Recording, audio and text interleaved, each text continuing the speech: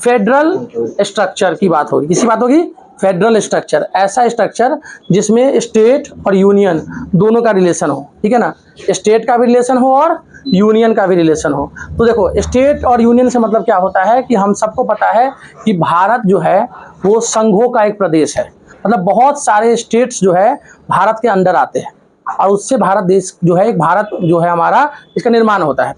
तो पूरे दुनिया में फेडरल स्ट्रक्चर बहुत जगह है। दुनिया में दो तरह से फेडरल स्ट्रक्चर चलता है। आप अगर किसी भी डेमोक्रेसी को सही तरीके से चलाना है तो आपको फेडरल स्ट्रक्चर का होना बहुत ज़रूरी है। जब तक फेडरल स्ट्रक्चर नहीं होगा आप किसी भी कंट्री को सही से नहीं चला सकते। आपने पावर शेयरिंग में देखा होगा कि जो आपका, जहाँ एक तरफ आप देख रहे थे ना कि हम जब बेल्जियम की बात करते हैं तो वहाँ पे हम क्या देखते हैं कि उसका जो सिस्टम है वो एक फेडरल स्ट्रक्चर को फॉलो करता है। लेकिन जब हम श्रीलंका की बात करते हैं वो फेडरल स्ट्रक्चर को फॉलो नहीं करता है। हमारा पड़ोसी देश पाकिस्तान, मोटे तौर पर सारा का सारा कंट्रोल उसका पंजाब वाले जो भी एरिया है उसका सारा डेवलपमेंट वहीं है, सारा इन्वेस्टमेंट वहीं है। जो बाकी जो सिंध का एरिया हो गया या बाकी का अलग अलग एरिया है, जो पीओके का एरिया हो गया, वहाँ पे कोई भी डेवलपमेंट नहीं है। तो इसीलिए क्या हो रहा है कि वो कंट्री कमज़ोर होता चला गया। तो यहाँ फेडरल स्ट्रक्चर मतलब होता है कि जहाँ सीधे शब्दों में जानो, राज्य सरकार और केंद्र सरकार दोनों मिल करके जहाँ पर काम करती है, राज्य की सरकारें और केंद्र की सरकारें जब दोनों मिलकर कहीं पे भी काम करेगी या दोनों के पास अलग अलग पावर होगा, शक्ति होगा, तो ऐसा जो स्ट्रक्चर बनेगा उसको हम बोलेंगे कि ये फेडरल स्ट्रक्चर है।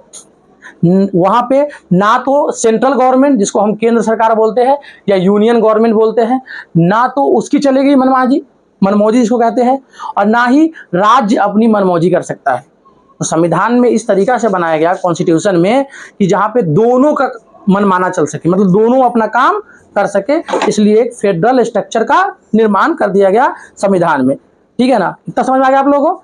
अब देखो, फेडरल स्ट्रक्चर दो तरह से चलता है। आप सोच रहे होंगे कि आपने हमने क्या लिख दिया है। एक होता है आकर, कम टुगेदर, साथ आकर, कहते हैं ना कम टुगेदर, साथ आकर कोई काम करना, और दूसरा होता है साथ लेकर, टेक टुगेदर। अब इस दोनों में एक कॉमन सा डिफरेंस है। जब कम टुगेदर होता है, बहुत सारे स्टेट इकट्ठा हो जाते हैं और कहते हैं आओ हम सब मिल करके एक कंट्री का निर्माण करते हैं। जैसे अमेरिका 50 अलग अलग स्टेट्स मिल करके एक यूएसए बनाता है, और वो देश आकर के 50 की अलग अलग अपने अपनी प्रॉब्लम्स है, अपना अपना सॉल्यूशन है। लेकिन जब कभी बात होती है कंट्री की तो 50 स्टेट एक साथ इकट्ठा हो जाता है। लेकिन जब हम बात करते हैं भारत की, यहाँ टेक टुगेदर है, यहाँ सबको साथ लेकर काम किया जाता है।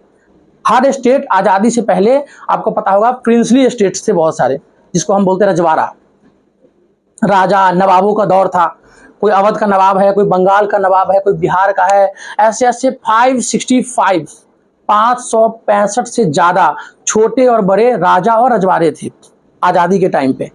और बहुत सारे जो जगह ऐसे थे जो ऑलरेडी अंग्रेजों के पास थे। इन सभी छोटे बड़ों को मिला करके हमने एक ऐसा एक यूनियन बनाया जो भारत गणराज्य रिपब्लिक ऑफ इंडिया बनता है। तो हमने क्या किया, सबको साथ लिया है। और वहाँ क्या है, यूएस में बहुत सब के सब साथ आए हैं। तो आए हैं साथ, तो वो अलग अलग, उनकी आइडियोलॉजी भी अलग है, उनके बहुत सारे चीज़ें जो कंट्री को साथ लेके चलने की है, वहाँ पे ऐसा नहीं है। लेकिन यहाँ पर जो है वो पहले भी तो था सबके सब एक अखंड भारत। जब कॉन्सेप्ट था अखंड भारत का, जिसमें पाकिस्तान भी था, बांग्लादेश भी था, बर्मा था, अफगानिस्तान था, तो वो कॉन्सेप्ट पहले से था। अब इतने आक्रमण हुए हैं भारत पे, इतने आक्रमण है, इतने अटैक्स हुए हैं कि उसके बाद सब राजाओं ने अपने अपने अपने अपने तरीके से ये टूटते चला गया। जब हम मगध की बात करेंगे तो मगध के टाइम पर ही तो सब तो एक ही था। और दूसरी बात जब हम करते हैं तो बहुत सारा इतिहास क्या होता है कि भारत की हिस्ट्री को बहुत जगह छुपा लिया गया है। तो जब हम बात करते हैं कि डेमोक्रेसी की, रिपब्लिक की बात करते हैं, तो पहला रिपब्लिक भारत से ही गया पूरे दुनिया के पास। लेकिन हिस्ट्री की किताब में हम पढ़ते हैं फ्रेंच रिवॉल्यूशन, कि जब फ्रेंच रिवॉल्यूशन हुआ तो जाकर के पूरे दुनिया में एक वर्ड आया, लिबर्टी, इक्वालिटी एंड फ्रेटर्निटी, स्वतंत्रता, समानता और बंधुता। ये कॉन्सेप्ट पूरे वर्ल्ड में आना शुरू हुआ। क्योंकि हमारे इतिहास को हम लोग एक प्रॉब्लम है हम इंडियंस के साथ, हम अपने लोगों के उपलब्धि को कभी उपलब्धि अचीवमेंट मानते ही नहीं है। ये आप लोगों के साथ भी है, हमारा वीडियो आप लोग नहीं देखते हैं, है ना, तो ये हम लोगों के साथ प्रॉब्लम होता है। बाहर से लोग देख लेते हैं, आप ही लोग नहीं देखते हैं। तो ये हम इंडियंस की प्रॉब्लम है। हम